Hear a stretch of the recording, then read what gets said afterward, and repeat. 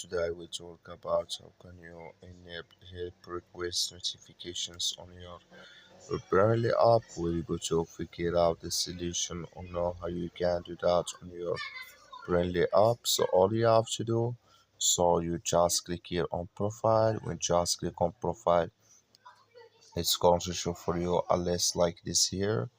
Then you click here on settings.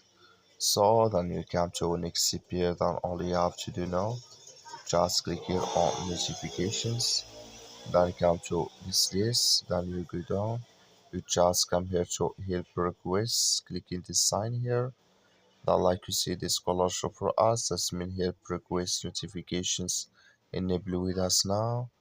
So that's all you have to do. Just follow this ways, then it's going to work with you. Thank you for watching. Don't forget to support us by liking and subscribe.